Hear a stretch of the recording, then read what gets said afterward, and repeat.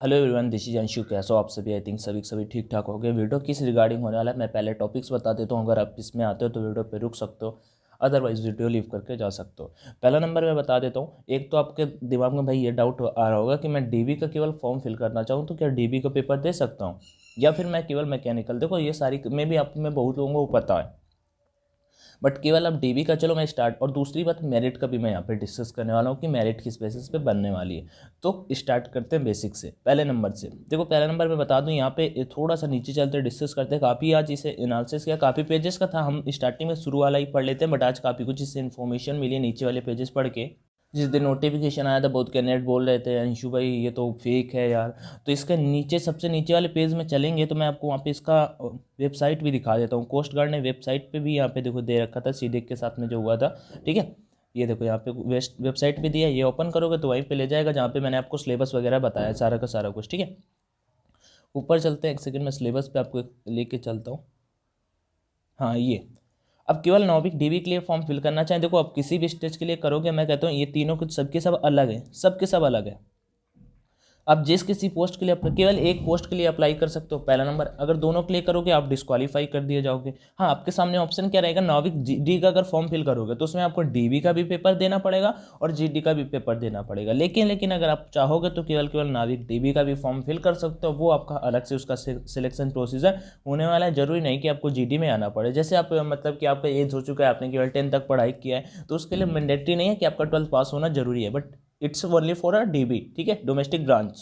One more thing और बता देता हूँ यार, यहाँ पे ये भी नहीं है कि आपको केवल इंडियन कोस्ट गार्ड ने मेरिट का भी फंडा। तो आपको पहला नंबर ये चीज़ क्लियर हो गई। जीडी के लिए आपको स्टेज फर्स्ट मतलब देना पड़ेगा, डीबी का भी पेपर देना पड़ेगा और उसका जीडी का भी पेपर देना पड़ेगा। अब यहाँ पे एक डाउट बहुत कमेंट सेक्शन में देखने को मिला कि अंशु भाई जब फेज फर्स्ट हो जाएगा तो फेज सेकेंड कब होगा, मतलब स्टेज फर्स्ट। तो मैं बता दूं यहाँ पे स्टेज फर्स्ट रिटन एग्जामिनेशन जो है, तो आई एम डैम श्योर, मेरे पर्सनल व्यू से फुल, कि आपका स्टेज जो फिजिक्स और मैथ्स वाला टेस्ट भी होना है ना, वो सब एक ही दिन में होगा।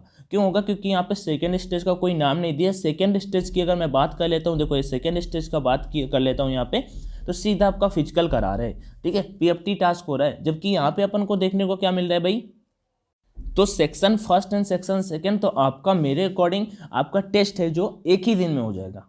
ठीक है, मतलब कि नाविक डीबी और जीडी, मतलब इतना पेपर एक ही बार में आ जाएगा। सारे के सारे क्वेश्चंस पहले आपको जैसे एयरफोर्स पे होते हैं ना, कि पहले मतलब फिजिक्स किया, फिर आपको 1 मिनट रोक देते हैं, फिर उसके बाद इंग्लिश किया, फिर 1 मिनट रोक देते हैं, ऐसे वहाँ पे होगा।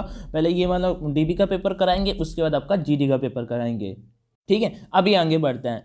तो और इसके बाद एक बात बता दूं भाई, इसमें सबसे अच्छी चीज़ है, पहला नंबर तो आई थिंक सेक्शन वाइज का टॉप कोई नहीं रहेगा। और दूसरी बात ये भी बनता है कि आपको केवल इतने नंबर लाने हैं, 30 20 50 नंबर लाने हैं, आप यहाँ पे क्लियर कर जाओगे जीडी। पहले पे 30, दूसरे पे 20, समझ रहे हो? 30 किसमें, डीबी वाले पेपर में जो 60 नंबर का पेपर होगा उसमें आपको केवल 30 नंबर अगर कम से कम ला देते हो, और 20 नंबर आपको जो जीडी का पेपर होगा जिसमें फिजिक्स और मैथ आएगा भाई उसमें ला देते हो, तो आपका 50 नंबर बन जाएगा। और ये दोनों की चीज़ें आप क्लियर कर जाओगे, आप स्टेज सेकंड के लिए क्लियर कर जाओगे। और भाई मैं बताऊं ना, तो इन्हीं दोनों के बेसिस पे वैसे कोस्ट गार्ड ने क्या लिख रखा है कि आपका phase first, stage second, stage third and stage fourth को मिला के आपका मेरिट बनेगा ऑल ओवर इंडिया। ठीक है, आप किसी भी स्टेट से आते हो भाई, आप अरुणाचल प्रदेश से आते हो, आप असम से आते हो, आप केरला से आते हो, आप तमिलनाडु से आते हो, या आप महाराष्ट्र से आते हो, आपको उत्तर प्रदेश, बिहार, गुजरात या हरियाणा या राजस्थान, हर एक कैंडिडेट से फाइट करना पड़ेगा। हाँ, बट यहाँ पे ये जरूर चलेगा, SC ST वाला, SC ST OBC, ये थोड़ा सा मतलब कुछ कैंडिडेट्स को इनका होगा, उनका कट ऑफ कम जाएगा फाइनली। यहाँ पे हम देख भी सकते हैं, ये देखो 30 20 50 जनरल का लिए चाहिए। और अगर मैं SC ST वालों के लिए बोल दूँ तो भाई आपको 50 में से 17 नंबर केवल चाहिए यहाँ पे, और 50 में से 60 में से 27 नंबर चाहिए यहाँ पे। ठीक है, डीबी वाले पे। और वन मोर थिंग और बता देता हूँ यार, स्ट्रेटजी कैसे प्रिपरेशन करना है और कैसे क्या, वो भी मैं वीडियो जल्दी लेके आऊँगा, मतलब और खुद प्रिपरेशन कराऊंगा, उसकी टेंशन ना लेना आप। सो बढ़ते हैं आगे। ये हो गया। अब देखो मैं थोड़ा सा आगे बढ़ता हूँ भाई, सेक्शन फर्स्ट जो सभी को देना है, डीबी का भी पेपर भरोगे तो भी देना पड़ेगा, जीडी करोगे तो भी देना पड़ेगा, या मैकेनिकल इलेक्ट्रिकल जो भी भरोगे, ठीक है, आपको ये वाला पेपर देना ही पड़ेगा सेक्शन फर्स्ट। मतलब कि ये नॉलेजेबल, ये पेपर ईजी आएगा भाई, सिंपल सी बात है यार। क्लास 10th के बेस सिलेबस के बेस पे आएगा, लेकिन यहाँ पे आपका maths, science, English, reasoning, GK, और ये जो मैथ्स है ना, ये अर्थमेटिक मैथ है।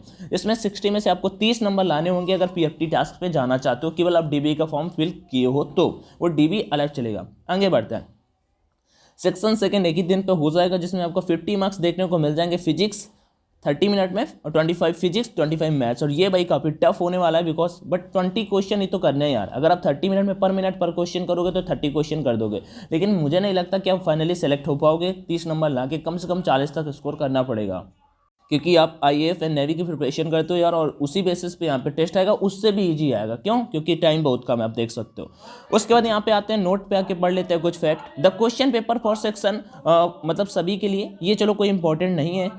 मान लो यहाँ पे जो नोट पे लिखा हुआ है ये एक चीज़ शो करता है, जैसे कि आपका पेपर है जो वो मतलब कि ऑब्जेक्टिव टाइप होगा, बट ये नहीं स्पेसिफाई किया कि हिंदी पे होगा। बट मेरे अकॉर्डिंग यार हिंदी पे भी होगा, ऐसा नहीं करने वाले। अभी जब सब कुछ चेंज किया है तो ये भी चेंज करने वाले हैं, ठीक है। बाकी यहाँ पे दिखा देता हूँ एक पॉइंट, ये वाला इंपॉर्टेंट है। Candidates scoring more marks in section first, अगर आप 60 में से ज़्यादा मार्क्स स्कोर करते हो तो भाई आपको वो लोग उसके लिए एप्लीकेबल नहीं करेंगे नाविक डीबी के लिए, आपको कर देंगे किसके लिए? नाविक जीडी के लिए और यांत्रिक के लिए, ठीक है, ना कि नाविक डीबी के लिए, ठीक है। तो देखो यहाँ पे मैं बता देता हूँ, तो कैंडिडेट मतलब जो यहाँ पे candidate scoring more marks in section first applicable only for नाविक जीडी, मतलब जो सेक्शन फर्स्ट, मतलब समझ रहे हो, जो डीबी वाला पेपर होने वाला भाई 60 नंबर का, उसकी बात यहाँ पे कर रहे हैं। अगर आगे बात कर लेता हूँ भाई stage first and stage second, अब ये होगा कि भाई कंपलसरी करना है, पास करना तो कंपलसरी है, ठीक है। स्टेज फर्स्ट हो आपका, स्टेज सेकंड की नहीं, सेक्शन फर्स्ट हो या मतलब सेक्शन सेकंड, दोनों को यहाँ पे मैच करके मैं बताता हूँ।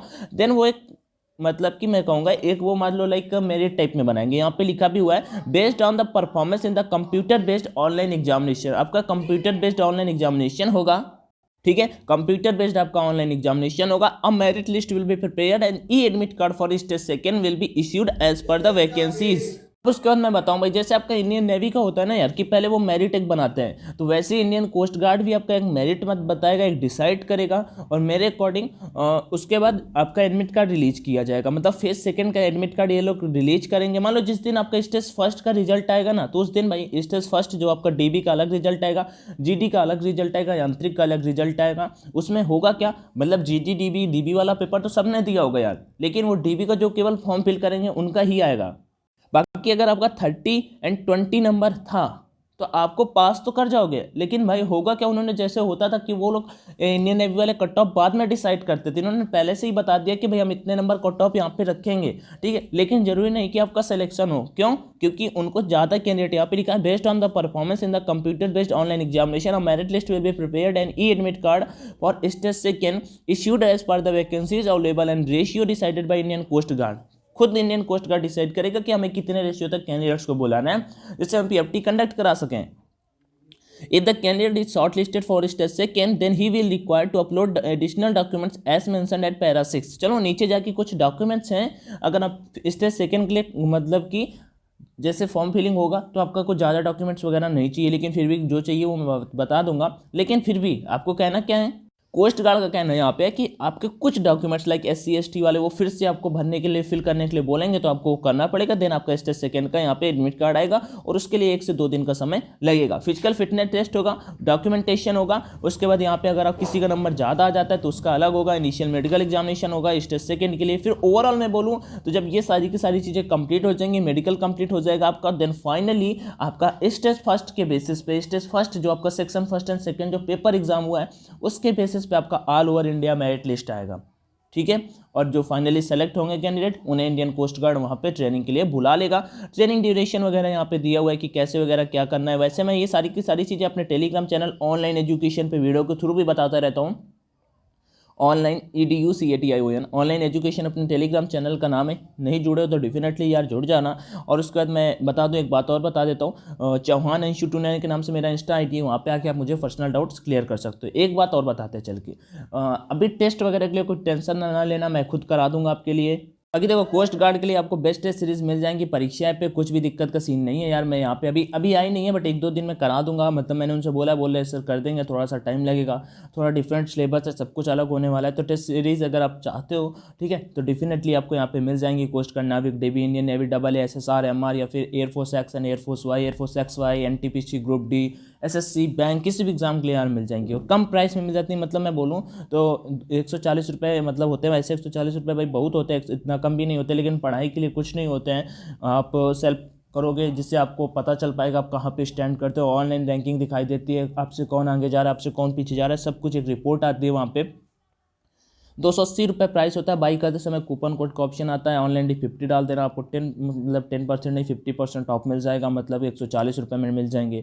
और एक बार टेस्ट बाई कर लोगे ना तो इन फ्यूचर कभी भी वहाँ पे दोबारा बाई करोगे तो एक्सप्लोर का ऑप्शन होता है, एक्सप्लोर वाले ऑप्शन से करोगे तो आपको केवल ₹110 पे करने पड़ेंगे, ₹110 पे करने पड़ेंगे और आप वहाँ पे सारी की सारी चीज़ें बाई कर सकते हो। ठीक है, कर सकते हो, मतलब कि ₹110 में सारी के सारे बंदे वहाँ पे जितने भी एडमिट मतलब टेस्ट हैं, जैसे NDA का हो गया, air force X, air force Y, navy, MR, SSR AA, जितने सारे हैं वो सब के सब आपको टेस्ट मिल जाएंगे। बाकी कोई क्वेरी है तो इसके रिगार्डिंग मुझसे पूछ सकते हो कमेंट सेक्शन में, मैं जरूर आपका रिप्लाई कर दूंगा। बाकी thank you for watching the video. If you like definitely hit the like button, otherwise कोई दिक्कत का सीन नहीं है। टेक केयर, जय हिंद।